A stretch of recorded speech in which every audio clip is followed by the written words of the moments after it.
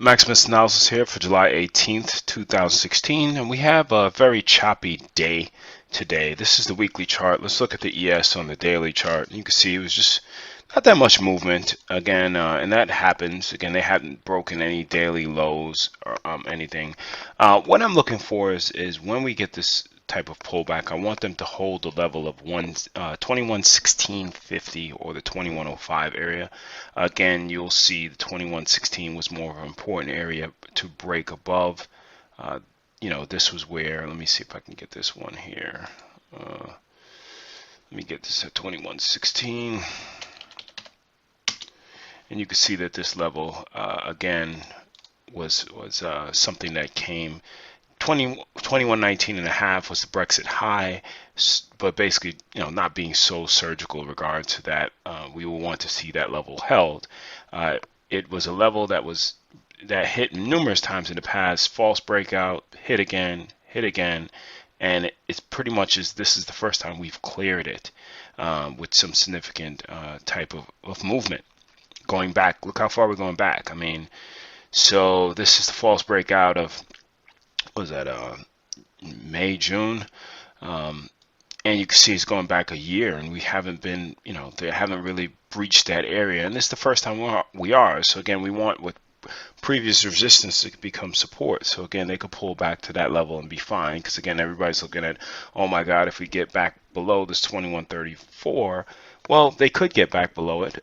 Again, it's just the nature of how they get back below it. Okay, do they get back below it in a very tidy fashion of maybe 5-6 days down, or is it a violent move, something not similar to the Brexit, of course, but just, they take out 3-4 lows with one bar. So that's what we'll continue to look at here. But again, it's easier if you're looking to short a lower high in this situation, because you have nothing above you that is going to be you're able to lean against. Looking at the NQ, kind of have the same deal. That again, they're getting back above this 45.81 area. We just want to see how they continue with this price action. Let's look at the weekly, and you can see that again, they're now coming above this pendant, and I'll draw it back in there for you guys. You can see this is the pendant that we were in for a while, so that we just don't want them to get back in there. But again, with them being up so many, 4 weeks in a row, let's see if they get back into it and what kind of bar it's going to give us. Again, we just really want to make sure that we're looking at the way the price action is coming, plus the specific level that we're defining. YM, another very, very sideways day. Nothing crazy. Again, I'm looking at the weekly now. Let's look at the daily, and you can see again, this was not a big range day. More stuff to just sit on the sidelines and just kind of wait to see what's going on. Gold is continuing to just chop sideways down. Again, we want to hold, if anything, above this 1300 level. For the GLD, which is the ETF that tracks gold, you want to stay above these previous highs, which is the 124-ish area. So we'll continue to look. Again, it was another choppy day, so again, you try not to force any trades in. Crude, on the daily time frame, again, I was showing that this 43.12 needs to hold on this retracement. This could be something that we consider like a head and shoulder, inverted head and shoulders pattern. Again, so we'll continue to watch and see if they hold that 43.12 area. That's a significant area that you can see was of significance March of 2015. Now let's look at some names. We actually have Netflix that actually reported today. So we have Netflix, and they actually down. So let's look and see what they are on the 15-minute, and you can see they're already down to the 85 area. So let's look and see where that correlates in regards to the price action, where they're going to open. They're going to open up below here. Okay, that's a significant move down. Again, on the weekly, it was really just sideways. You had a bunch of lower highs. But again, it was still holding this. I think this retracement was about the 15%, 50%. Yeah, that was about the red lines at 50%. So they were holding it, churning sideways for a while, and now they're basically getting right to the nitty-gritty of it. So we'll see again if they're going to have some follow through to the downside, but again, it's not a good look for that name. You had Facebook continuing up, but we'll continue to see how this price action moves. But they did have a decent looking bar today.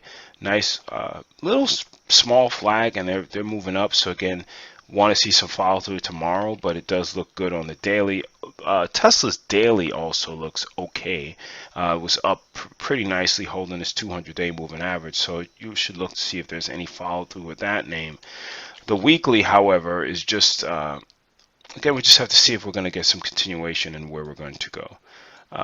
It's not the prettiest of charts here, meaning that you have this full move up and then you just see the volume taper and the candle sizes get down lower. So you had the short from here, shorted here and covered, and I just didn't like to get right back short, and I'm glad I didn't, because if you look overall, you can see this is pretty sideways, but they need to hold this $200 level.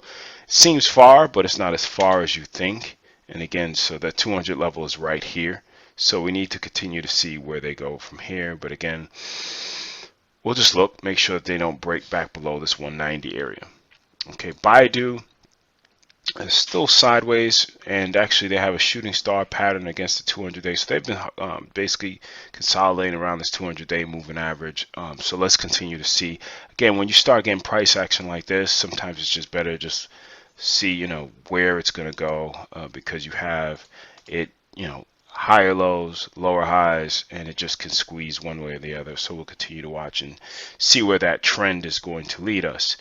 You had Google had a big day today, up. Again, this is the weekly chart, so you can see that again we still have the higher lows, but they have about 4 weeks in the books, and you can see this had a strong day today. But I don't know if this is basically the end of the move versus the beginning. So usually there's high volume going into the end, but again, we'll continue to watch this one right here because they're coming into some type of resistance area here. Let me show you.